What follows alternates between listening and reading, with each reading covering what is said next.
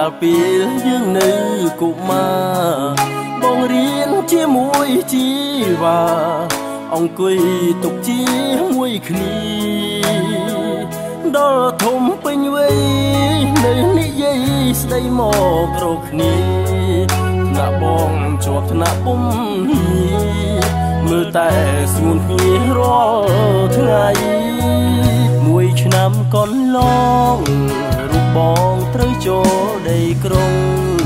ធ្វើការទំនុកបំរុងពុកម៉ែដែលនៅឯស្រែតែបងនៅនឹកនៅរលឹកដល់ស្រស់មាសមាចង់តែជួបនៅចិត្តស្នេហ៍ស្និទ្ធស្នាលនឹងអូនដូចមុនគេថាអូនមកព្រាននៅភ្នំពេញដើម្បីបំពេញចំណេះវិជ្ជាឲ្យខ្ពស់អូននៅតែល្អរៀនពូកែទាំងអស់ឯបងគ្មានចេះអ្វីសោះមិនគួរមុខមាត់ដូចស្រីចំទៅចិត្តអូនខ្លាចស្ងួនអូនមានខ្មាស់គេរូបបងគឺជាអ្នកស្រែខ្មាស់គេដែលជាមិត្តថ្មីបើប្រៀបនឹងគេសមនឹងអូនណាស់ថ្លៃបានត្រឹមជូនពរចរណៃឲ្យពិសីជួបតែក្តីសុខ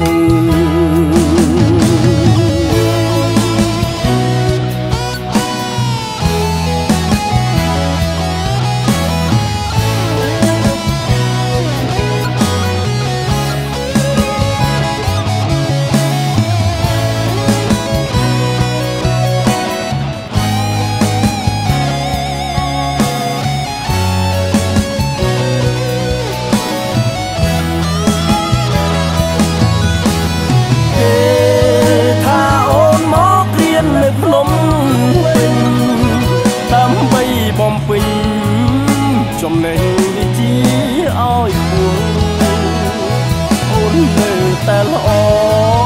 រៀនពូកែទាំងអស់ឯបងគ្មានចេះអ្វីសោះមិនគួរមុខមាត់ដូចស្រីចង់ទៅចិត្តអូនខ្លាចស្ងួនអូននាងខ្មាស់គេរូបបងគឺជាអ្នកស្រែខ្មាស់គេដែលជាមិត្តថ្មីបើប្រៀបនឹងគេសមនឹងអូនណាស់ថ្លៃបានត្រឹមជូនពរចរណៃឲ្យពិសីជួបតែក្តី